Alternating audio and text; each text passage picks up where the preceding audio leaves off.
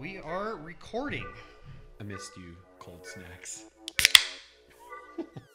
Doki artichoke. Are we ready for another one? Let's do it. All right. And in 3, 2.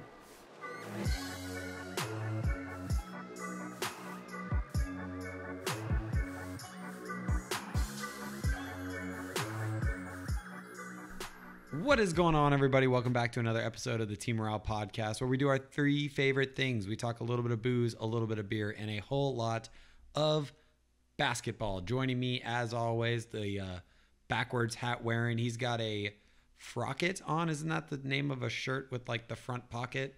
The brown frocket on, and he's wearing his headphones. The tall guy, Mitch.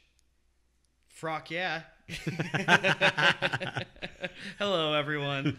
Mitch is back, everybody. And today we are back with yet another podcast. We're doing our Eastern Conference standings today. Yes, we are. Very excited. These are the 100% guaranteed ones, right? Yep, we are betting the farm on these 8 teams making the playoffs in this order, and these 10 teams making the play-in games in this order. But before we get to that, we got to go through what we're drinking. Yes. Montucky cold snack lager. So, Another beer. Yes, another beer. We've been on a real beer kick lately. Yes, the beer train. I'm a fan of it. It's a good change up from all the It's nice whiskey. going to bed after doing a podcast and not having my head spin. It's fantastic. It just kind of puts me to bed. Okay, so Montucky Cold Snack. It was made by a couple guys named Jeremy Gregory and Chad Zeitner, both of them who were living in Montana, and I guess they just had a friend who would randomly throw out the word Montucky. And they're like, oh, that's going to be the inspiration of our name. Like, it's just Montucky. Some random guy came up with the name. They were just like random 20-year-olds that were living in Montana and kind of decided like, hey, let's try to make a beer. And here they are. I think they started making it officially in 2012. Here they are 8 years later, and it's become, I don't know if it's fully nationwide, but I know it's being sold on the West Coast and in the South now. Yeah, and full disclosure, I purchased this one just because we used to have these things in college where it was a pint night at a local, bar near campus. And what you would do is you'd go and a local brewery would sponsor the pint night, and you'd get a glass with the name of the brewery on it, and then you'd get to try it. And what you would do is you'd go and get your first glass with the nice, beer that was sponsored. And then you get your second glass of the cold snack because it was the cheapest thing they had there. And so I bought this, and then I made Mitch do a little bit of research on it so that we could keep with our normal thing. But yes, the cold snack has a near and dear place to my heart, as it does a lot of people on the podcast, because a lot of the people here went to pint nights. It's funny. I also guess in Montana, they call beers cold snacks. Really? Yeah. As these guys do, at least. So they're like, hey, let's have a cold snack. So that's the inspiration between the Montucky cold snack. It's definitely just like a light beer. If just for like a whatever lager. reason you're in Montana and you're listening to us right now, please let us know if this is right. I don't know if anyone in Montana is listening. I doubt it. But if you are, yeah, let us know. let us know. We're curious. Let me know if I'm just full of it. I mean I usually am, but We might be. If you know anything about our podcast so far, we just kind of spew things. But speaking of spewing things, we're spewing some. Okay, so just a little bit of just behind the scenes thing.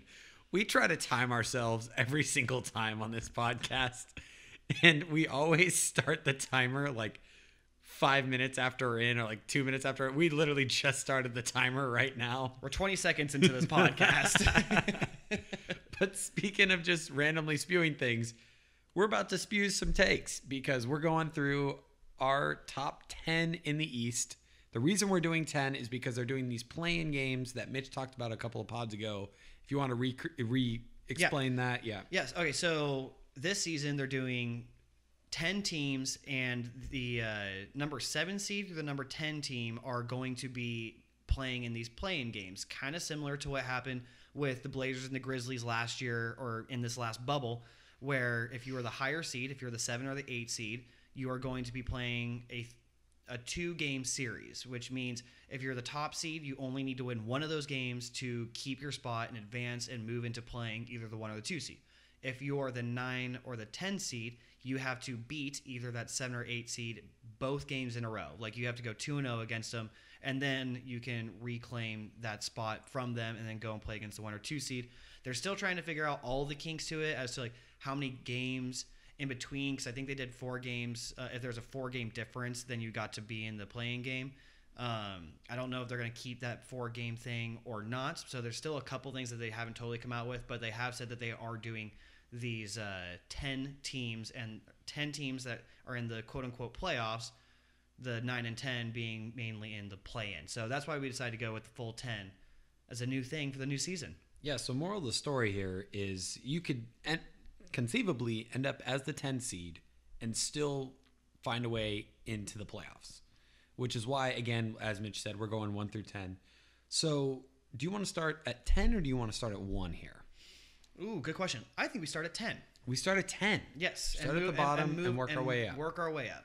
All right. Well, at number 10, and me and Mitch kind of talked about this a little bit before the podcast, but we definitely disagree on a couple of things. So these are, there might be some debates here going on. But at number 10, I fought hard for this team.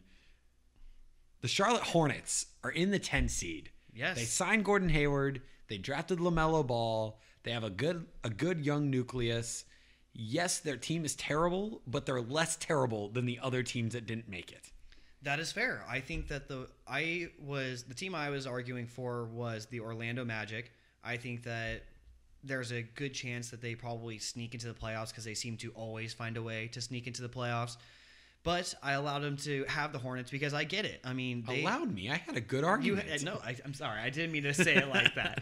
No, you earned it because you had a good argument for the Hornets. I mean, they do have a lot of good young pieces. They're a developing team, and now you just put a actual vet and star, a guy that you can kind of rely on, especially if Jazz version of Gordon Hayward shows up. They still do have Terry Rozier, who's still a quality vet and a good basketball player. They still have Cody Zeller, who's a very quality center, like good basketball player. So that's all you kind of need to be in the East to sneak into these lower seeds, is to be an average basketball team. And I kind of think that's what they are. You don't have to be good. You just have to be less bad than the other teams. This 10 seed needs to win. There's 70 games this year. You need to win 27 games. Yeah. 30 games. So it's 72 game season. You need to probably win between 27 and 35 games to get there. Yeah, I mean, last year the Magic got in at 33 and 40. So 7 games below 500 got you in. Yes, and so it's probably going to be right around there, especially once you're adding in the 9 and 10 seed. Yes, so at the 10 seed, you really only need to win between probably 20 and 27 and 35 games at the most. Yeah, and I think that now that you have Gordon Hayward, you probably are right in that vicinity, because you're going to beat up on the Knicks. You're going to beat up on the lower Pistons, Eastern Conference team, the Pistons, the Cavs. Those teams are probably the Bulls will put up a fight. Bulls will put up a fight more. And the Magic definitely will push for this 10 seed. But yes. I just think that there's a lot of new blood in Charlotte. There's a lot of hope in Charlotte for the first time in maybe their franchise history. Not hope that they're going to be good, but hope that they might, make the playoffs. I mean, this is the best. If Kemba was still on this team, this would be the best supporting cast Kemba had ever had.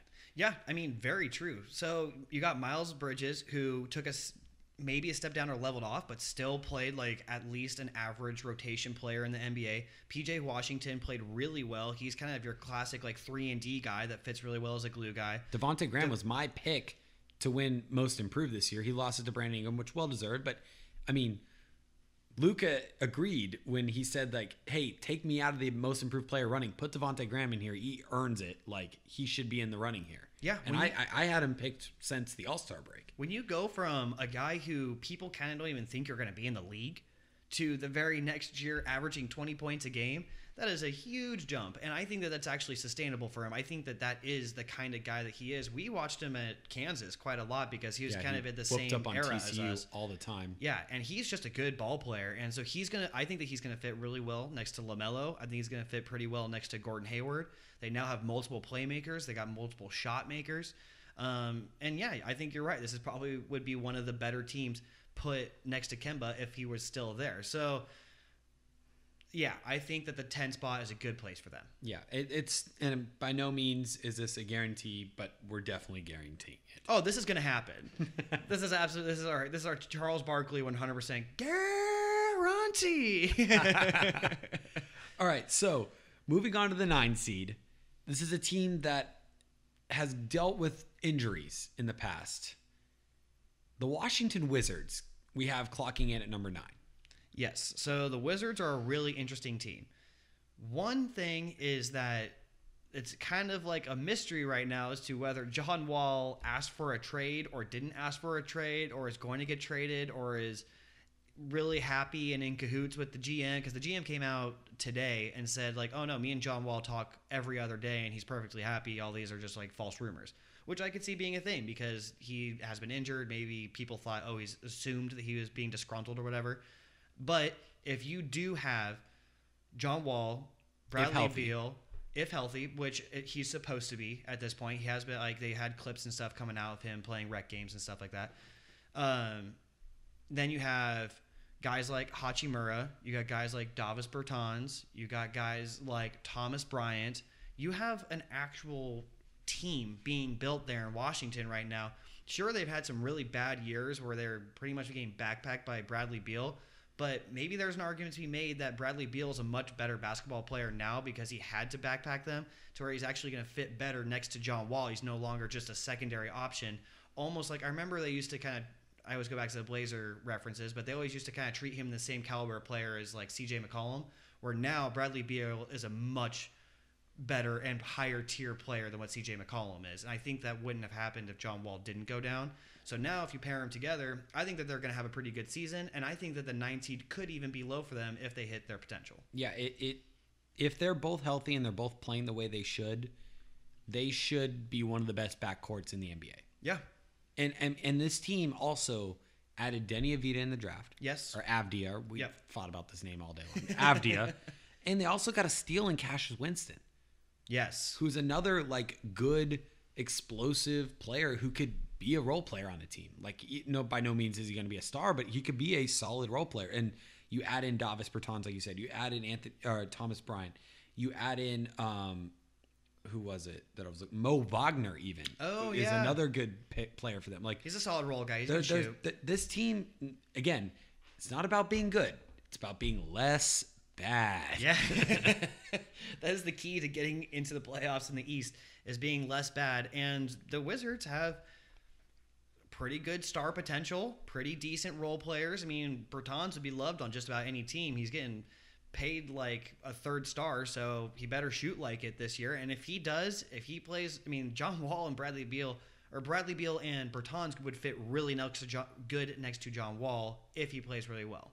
Yes, because John Wall can get in the paint and kick out to these guys, and these guys are all knockdown shooters. Yes, exactly. And for that reason alone is good enough for them to make the playoffs. Yeah, absolutely. And it's definitely just one of those things where, like, this team, like, it's been very eclectic and very random the past couple of years because they're waiting to see if John Wall can get back. And now this is the first time where Bradley Beal and has been good, and John Wall is going to be healthy. And I'm very excited to see where they end up and how everything kind of just shakes out. Yeah, no, I totally agree. Who do we have going next? All right. Now we're getting to the real playoffs. The 8 seed was a highly debated seed here. Yes, we have the Hawks coming in at 8. We have the Hawks coming in at 8. On paper, a very talented team. Yes, and I was the one that got this choice. You did. And by this choice, I mean I had the Hawks lower than what Ethan had them. I wanted them higher. Yes. You wanted the Hawks going higher. I think that 8 is perfectly fine for them. I kind of think that there's a top 7 in the East, and I think the Hawks are in like a tier of their own, and then you have teams like the Wizards and the Hornets. But go ahead, give me the pitch as to why they should be higher. This team can score the ball with anybody if you look up and down the roster. You have Trae Young, a walking bucket. You have whoever the hell they start at 2. You can start Herter. You can start Cam Reddish. You can start DeAndre Hunter. I think they go with Hunter just to add some size next to Trae Young and a little bit more defense, or they go Reddish and they say, Reddish, hey, if you want to make it in the NBA, you're going to have to just lock down. You have Gallinari, who might start at the 3, could even come off the bench as a 6-man. And then you have John Collins, Clint Capella. That starting 5 is filthy. Off the bench, you have Rondo. You have either Gallinari or DeAndre Hunter or Kevin Huerter. Don't forget about Bogey. Absolutely. I kind of think he's going to start. He might start at the 2. I think that they're going to go absolutely no defense and or only Clint Capella on defense on the starting lineup. Clint Capella. I know, poor Clint Capella. It's going to be Trae Young, Bogey, Danilo, John Collins, Capella is what I think that their starting lineup is going to be on day 1. That offense has 3 20-point per game scorers between Trae Young, Gallinari, and John Collins. Mm-hmm.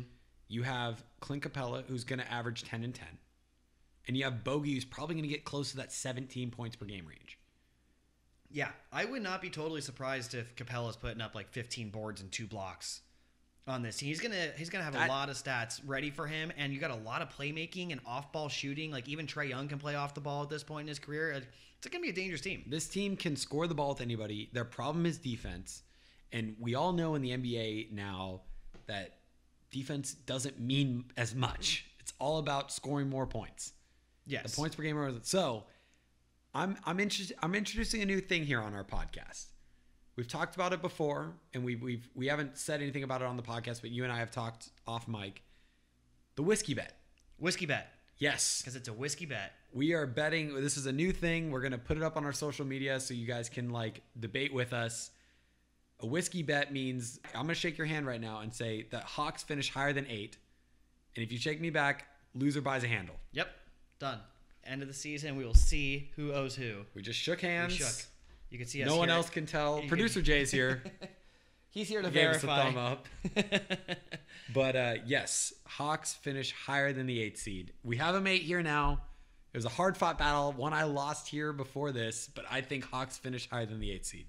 I think that there's a good argument to be made. I mean, they're gonna shoot. Whether the ball goes into the hoop or not, they're gonna put up plenty of shots. I'm still worried about a couple of things. One is you kind of see a natural progression for a lot of teams where you go from not making the playoffs to barely making the playoffs to just making the playoffs to being a middle tier team to being a top tier team to win a championship, barring you get LeBron James on your team. Usually that is the steps that you make. The Hawks are going from being a cellar dweller to being a pushing for the playoffs team right now. And that's why I think that they fall in that 8 spot, that 8-9 spot.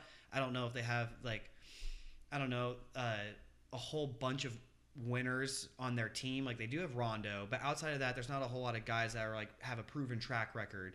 Even though they have been good players, Danilo's been a really good player and Bogey's been a really good player, but they haven't really been on a bunch of winning teams, championship teams or anything like that. So that's why I think that they kind of fall in that 8 spot, even though I won't deny that they have enough talent to be higher than that. I think their offense is too much. I think they push for a 6 seed. I really think they do. I think they are up there with the Raptors and the Pacers in terms of talent. And I argue that their roster is more talented than both those teams.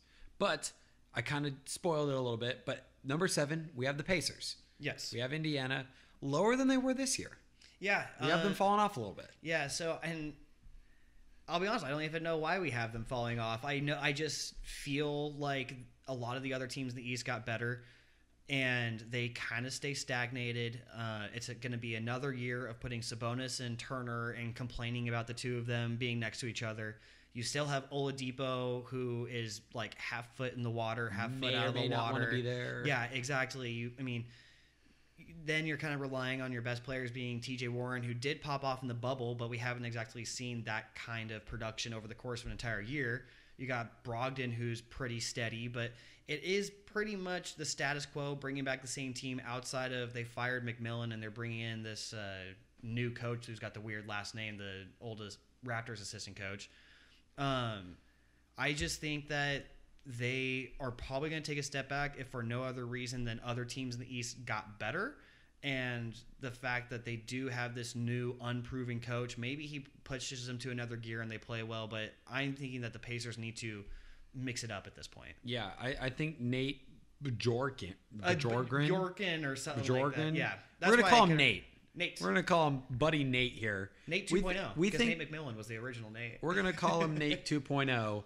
Has his work cut out ahead of him, because if you look at the teams ahead of them, I mean, they all got better. I mean, I don't want to spoil anything, so I'm not going to say the teams, but as we list off these other teams, like, the problem we had putting them at 7 was like, do we really think we're better than this team? No. Do we really think they're better than this team? No. So by process of elimination, we put them at 7. Yeah, and I think it's not even like they're lacking in one specific area. It's not like they don't have vets, or they don't have youth, or they don't have all-star caliber talents, or whatever. It just feels like they're getting passed up by other teams. Absolutely. And they didn't do anything this offseason to get them better. Yes, exactly. Where I think other that teams was did. I think that was the main problem, is that they're going to have the exact same issues this year that they had last year.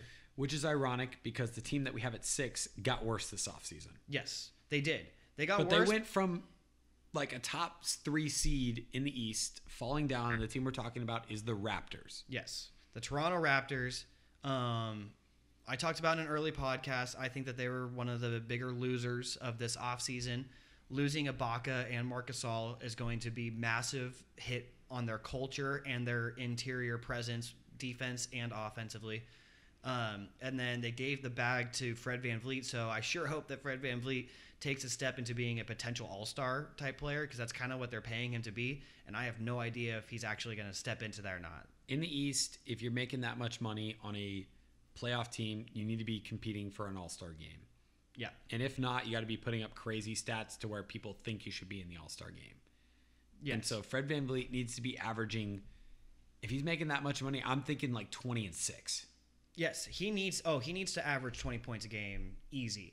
They still have lots of pieces. They still have good wings. They still have OG Anunoby. Obviously, they got Siakam, who's going to be leading the charge on that team. They still have Norman Powell. Their bigs are now going to be Aaron Baines and Chris Boucher, and then they just signed Alex Len, who might as well not even be in the NBA at this point, honestly.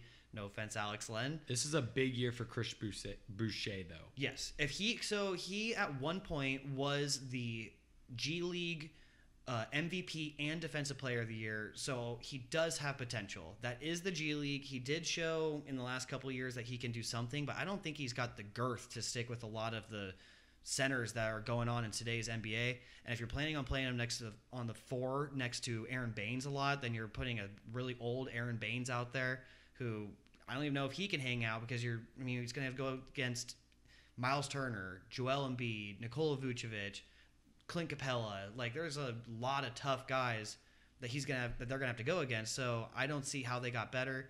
They certainly, I think, got worse, and they still have good coaching, but I don't know. That's why I think they're dropping. Yeah, the reason we have them at the 6th seed was because their roster is talented. Yes. They just got worse this offseason. Yeah, they're falling down a lot on us. They were like the 2 seed last year. Yeah, and it has nothing to do with the fact that this team isn't talented, because this team definitely is. It's just they didn't get better, and they're trusting a lot of guys who aren't necessarily, in my mind, ready. Like, you talked about Chris Boucher earlier, and that he's going to have to be a starter this year. Yep. He's going to have to be. And then there's really holes at center. A lot of holes at center. That's their biggest issue right now, for sure. We would be remiss not to mention Kyle Lowry, the man with the biggest butt in the NBA. He's got a big old badonkadonk. He's got a big old badonkadonk. I love Kyle Lowry. He's one of my favorite players in the whole NBA. But he's getting really old now. Like, he's not enough. Him and Siakam are not enough anymore. And the way they're paying Van Vliet, he's going to have to step in and kind of take the reins from Kyle Lowry and be like, hey, this is me and Siakam's team. We're going to lead you to the promised land. If you look at their probable starting 5, you go Lowry, you go Van Vliet, you go OG Anunoby, you go Siakam, and then you go Chris Boucher. And that's scary. It's not nearly the team that it was last year. It's flexible, but, that team gets killed on the boards, and that team gets killed by a true center. Yes.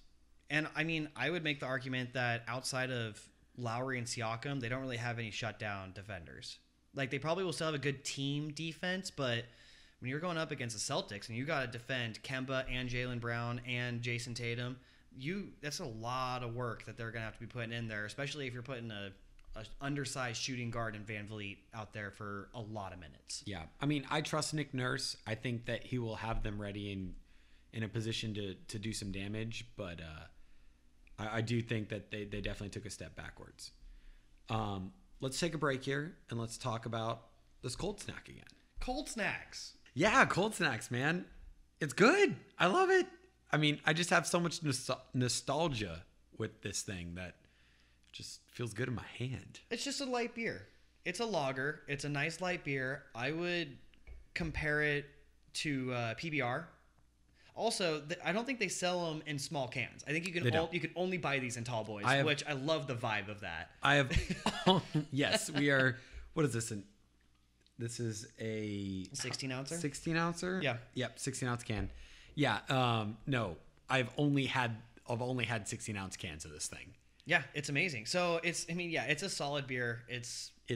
There's not much there in terms of taste. No, I don't know. It's got kind of a watery flavor to it, like every other light beer does. This is definitely the most college-y beer we've had on the podcast so far. We have been very sophisticated to start this thing off, but we had to go back to the roots at some point, and the cold snack was a good way to go back. We should do Natty Light. We should compare different light beers to each other. Montucky. I will give Montucky on the light beer scale. This is a light beer, not an alcohol scale. Light beer scale, 7. Ooh, 7. It's good. It's good. It's a C. Like I said, when we would go to pint night, again, you'd have your pint glass and you'd pay, the $10 to get your glass plus the drink in it, and then after that, you could pay another $10 to get it refilled, or you could pay like $4 and get Montucky thrown in there. Also, I love on the side of the can, it's the official, unofficial beer of Montana. I buy into that. Does it really say that? Yeah, they're above like the barcode. That is so amazing. The I did official, not know, unofficial beer of Montana. It also says "Don't be a jerk" on it. It says recycle. It says recycle. Don't be a jerk. Actually, okay. Weird tangent story here. Speaking of light beers, quarantine thing that me and my roommates did at one point was we literally bought a whole bunch of light beer, like 4 or 5 different types of light beer, blindfolded each other and see if we could like guess which one it was. Yeah. Could you? I could not. I went 0 for, I think it was 7. Oh, that's not great. Both my roommates got 5 right plus, and I went really? 0 for 7. Yep. Not good. So you couldn't tell the difference either way. Light beer is light beer, my friend. Light beer is light beer. You said it right, man. All right. So let's get back into this. We're going with the 5 seed. This is where me and Mitch really started to disagree here, but we ended on choosing the Heat here at number 5. Yeah, I think that we're starting to get into the this middle tier of the Eastern Conference playoffs that most people are going to have discourse over, because we're going to keep going up the list, but the next couple of teams I think are all in this same tier of in the playoffs where they're all really good. They're not necessarily championship caliber teams yet, but they could make it to a conference finals or something like that. We say that talking about the Heat, who were just in the finals last year. So yeah, I mean, that's kind of the NBA world right now. You got a little bit more parity to where a lot of these teams could make a run. So starting with the Heat are a good basketball team. They don't have a whole lot of star power. It's pretty much the same team that they're bringing back from last year. They had 2 All-Stars. I mean, yeah. So yes, they had 2 All-Stars. They had Bam and Jimmy Butler. But would you describe either of them as superstars? I think that Bam could be a superstar. I think that Jimmy's like a step below superstar. I think Jimmy put himself into the star category. I don't know if he's like, your Kawhi Leonard, LeBron James superstar, but I'd put him in the star category. Yeah, and I would give you that. I think that like he's a guy that brings a culture and a leadership with him, and that's exactly what Miami needed, because they already have such great management, such great coaching. They just need to be a team that like doesn't play bad players.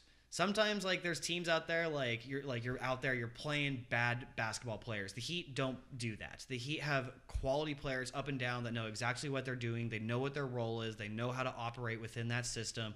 Goran Dragic is a great, solid veteran point guard. Bam Adebayo, I think in the coming years is going to start putting himself in Defensive Player of the Year category. I think that Jimmy Butler is a great mean leader to have that's kind of like gritty and pushes you through those like hard moments.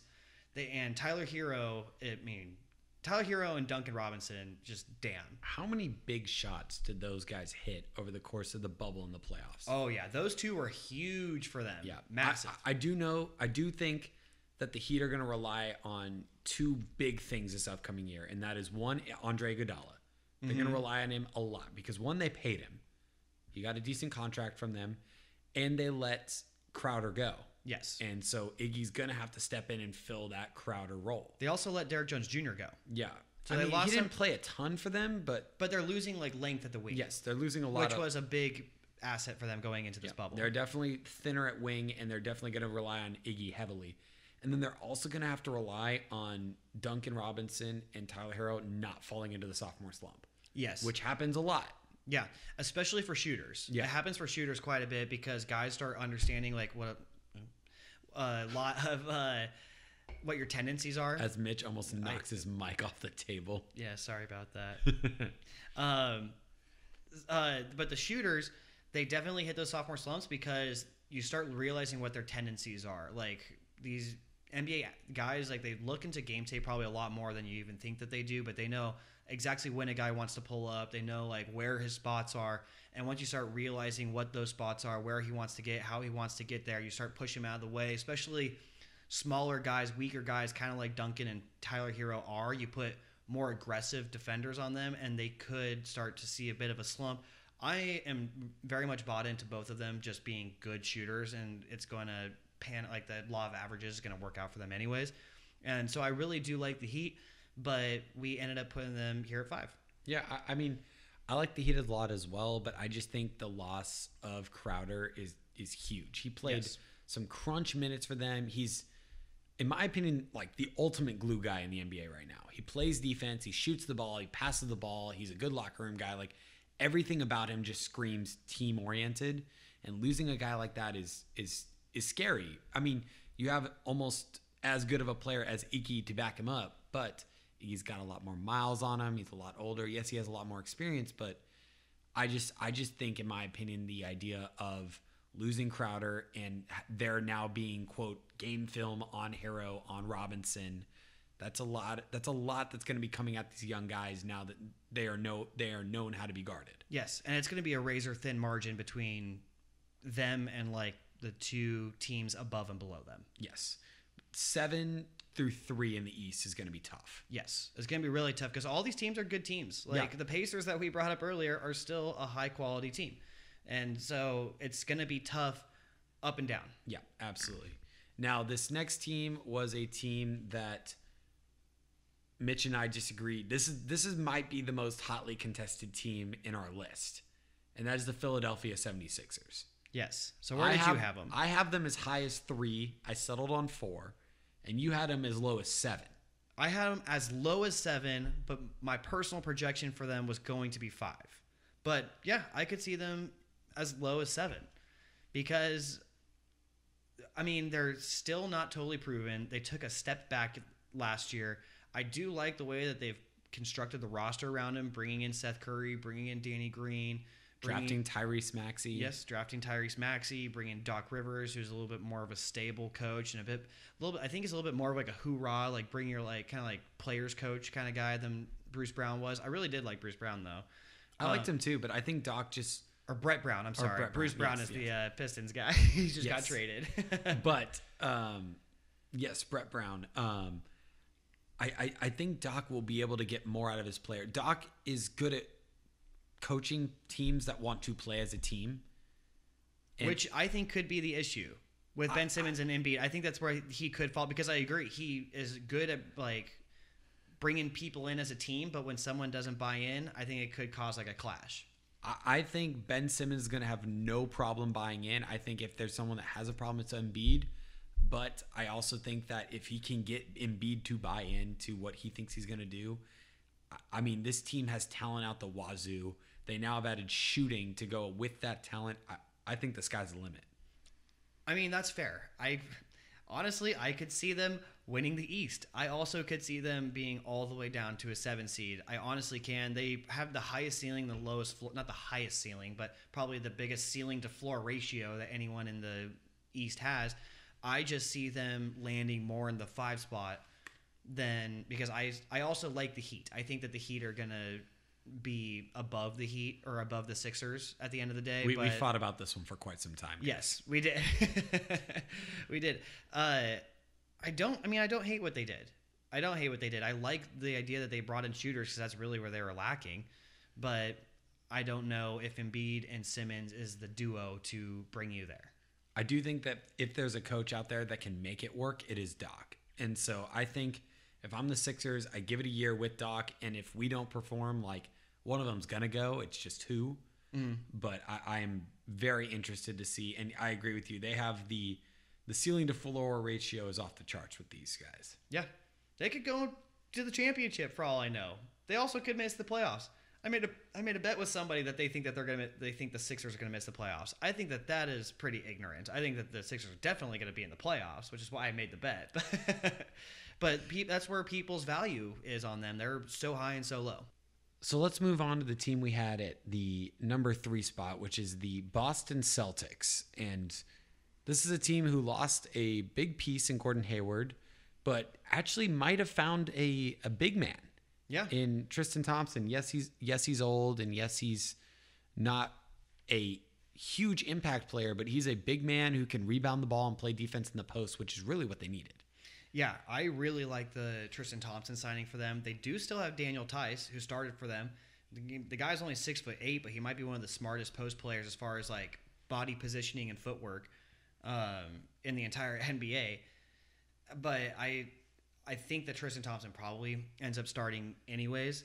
But I love the Tristan Thompson, bringing him in. I think that losing Hayward is definitely going to affect them, but I don't think it's going to affect them as much as most people think it will, because that team is Kemba, Jaylen Brown, and Jason Tatum. Like the team goes as far as your star players are going to take you, and those are their star players. And I think that is as good of a trio as there is in the entire league. I would agree. I mean, that trio is as close to a big 3 as you can get in the NBA right now. They are all talented. I mean, Jaylen Brown and Jason Tatum are 2 probably of the best young talents in the NBA.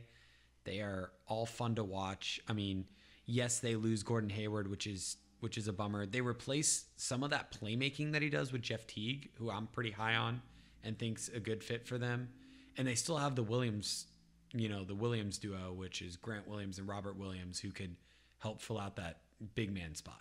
Yeah, exactly. I like Grant Williams a lot. I mean, he potentially could come in at that like starting 4 spot, because now they have that 4 spot open, or they could continue to play Tatum at the 4 spot, bring like Semi Ojeleye to come and play the 3, or maybe they start Marcus Smart, who typically is coming off the bench, but one of the best perimeter defenders in the entire league. And give was him more scorching minutes. In the bubble. Yes. Every time I watched the Celtics play, I was like, holy cow, Marcus Smart might as well play in the 3-point contest next year. Yeah, and I want to throw out there, I think Aaron Nesmith is going to have a huge impact on that team. Yeah, he's a sniper. Yes, he was the best shooter in this entire draft class. He shot 52% from 3-point range. I drafted him to the Blazers in our mock draft. I am really high on Nesmith. The Celtics went and picked him up. He doesn't have to do anything but show up and shoot threes off the bench, which is a perfect role for him. I think he's going to get rotation minutes right off the bat, and I think that he's going to turn out to be a quite an impact player for them too. He will win them a playoff game. Ooh. I think he will. That's a good take. I think he will go off, and it's going to be a big playoff game where they're going to need him, and he will drop 20, 25 in a game where out of nowhere he just drops 7 threes or something like that. Almost in a way where back in the day, Troy Daniels played for the Rockets in the play. Like he's playing deep in the playoffs, and he literally did nothing but show up and hit threes. and he was really good at it. And there was a game he dropped like 20 points. Yeah, I could see Nesmith coming in and winning a game for them out of nowhere as a rookie. So I like the fit is perfect. Yes, the fit is good. The bench isn't as great as you would want to be for a championship caliber team. Which is why we have them at the 3 seed. Which is why we have them at the 3 seed. Because I think that their main 3 guys are about as good as any main 3 guys there are in the league, but it has a bit of a considerable drop-off after that. Yeah. The Nets we have at number 2. We have the Nets at 2. I'm actually interested to hear back from people if you think that the Nets or the Bucks are going to be the top seed. Yes. Please comment on our social media, all that stuff. Let us know what you think, because right now we have the Nets at 2, and we want to know if we're wrong. Please tell us if we're wrong, because we'll fight back on you, because we think the Nets are 2. And I think the Nets are truly number 2 because I like the fit of KD and Kyrie and their bench, and they have so much depth and everything, but I'm not entirely sure if I'm sold on this team as being a title contender yet. Really?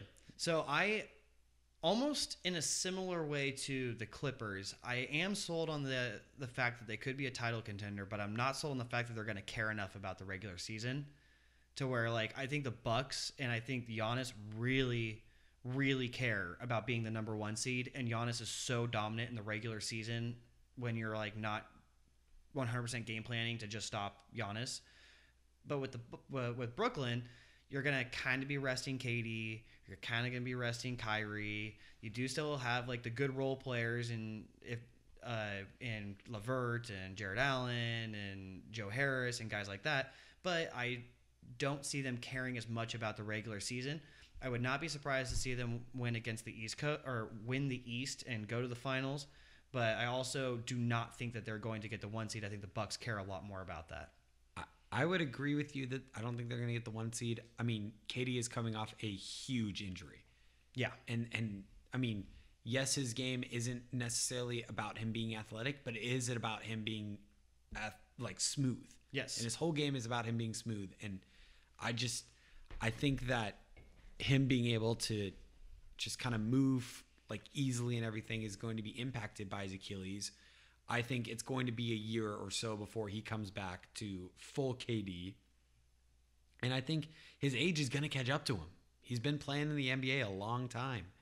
And yes, his body isn't taking a pounding, but he also doesn't have the most like bulletproof body. He's tall, he's thin, he's skinny, and like I just think that's going to catch up with him. And I'm not saying he's going to get hurt again, but I'm saying that like I don't know if he's going to be able to come back from a devastating injury like an Achilles and immediately lead a team to a championship or to a 1 seed in the East or being in title contention, because I love Kyrie, but Kyrie isn't the number 1 on a number 1 team in the East. Or no, he's tried to be, and he hasn't been. Whether it was with the Cavs pre-LeBron, they were terrible, or with the Celtics after LeBron, where he was best year was when he was hurt. Yeah, exactly. I'm out. I've been out on Kyrie for a long time.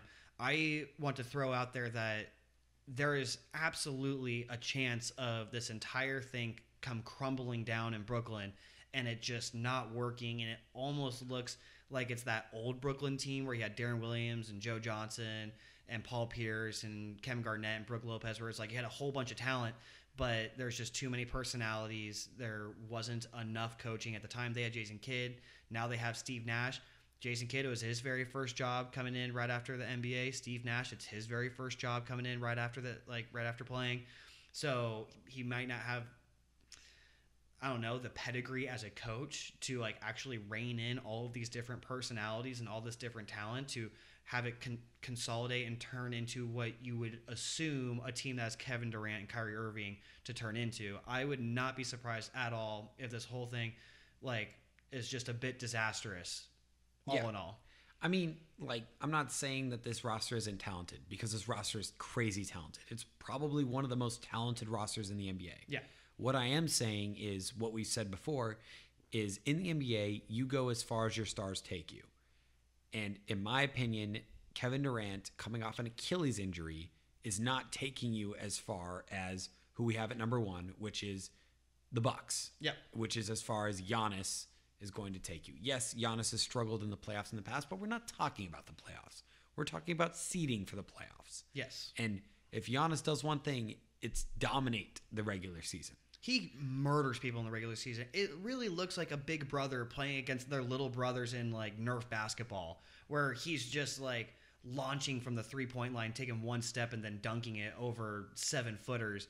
It's an unfair advantage in the regular season where it's so fast, like up and down the court, and he can just take advantage of all those holes. It's in the postseason when it slows down and you really got to rely on your role players, and it's not all Giannis just like going straight to the cup because he's going to get triple teamed every time.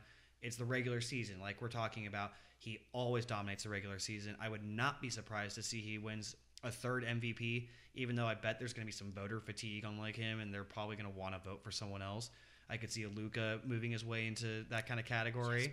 Yes, please. But this is why we think that the Bucks are going to end up being the number 1 seed over the Nets. It's not just like a talent thing by itself, but it's everything that's included, which is that Giannis cares more about the regular season than what the other guys will, and he's just so dang dominant in the regular season. Yeah, it'll be interesting. Their starting lineup is up in question right now.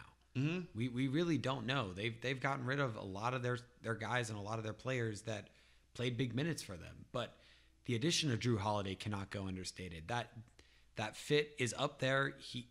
People argue that it's Eric Bledsoe but better, but I think he's head and shoulders above Eric Bledsoe on the defensive end, on the offensive end. He can go get his own bucket. He can go create for others. I think he takes his team a lot farther. I would agree. I was kind of poo-pooing on the Drew Holiday thing in one of our earlier podcasts, but it's only because I thought that they had a chance at going a guy like Chris Paul, someone who's like a really, really great playmaker and creator. And Drew Holiday is a playmaker and creator, and he's, I would say, probably above average in that category, but he's not to the quality that I would want to pair with Giannis. But he is so good at defense. Giannis is so good at defense. Middleton is so good at defense. Brook Lopez is so good at defense that this team is going to be incredibly hard to score on come the playoffs. Drew Holiday is going to lock down other star guards. I would not be surprised to see Drew Holiday lock down a Kyrie Irving. I would not be surprised to see him go and lock down a Goran Dragic, or Ben Simmons is going to be a bit tough because he's pretty big. But I think that the Bucks now match up better against a lot of these Eastern Conference teams to have the chance to go and make it to the finals than what they did last year because of adding Drew. Yeah, that fit is awesome. You have 4 starters guaranteed in Giannis, Drew, Middleton, and Brook Lopez. It's that 5th spot that's going to be interesting. It's that 5th spot that's going to be up for grabs. That bench is going to need to be filled out. But I just think that roster is just so top heavy, and I love it. And I think the fit is going to work out, and I think they're the 1 seed, and I think you and I both agree on that. Yes. Yep. Bucks is the 1 seed. Brooklyn is the 2 seed. I feel fairly confident that the Bucks are going to end up being the 1 seed no matter how the rest plays out. Yeah. Well, that's our 100% guaranteed Eastern Conference, top 10. Yeah, we are you're very welcome. excited. You don't even have to watch the games anymore. No, there's no reason to play the season. We've already told everyone. We've already told right? you what's going to happen. This is the Eastern Conference, brought to you by Cold Snack Montucky. It is a light beer. It is the official, unofficial beer of Montana. Don't be a jerk. Don't be a jerk. Just Recycle. Don't be a jerk. Recycle. For real, though, we enjoyed doing this podcast. Happy to do another podcast, man. Yeah, absolutely. They haven't kicked us off the air yet. Not yet. Maybe one day. But top 10 in the East. We'll be out with our top 10 in the West soon. And cheers, man. Cheers.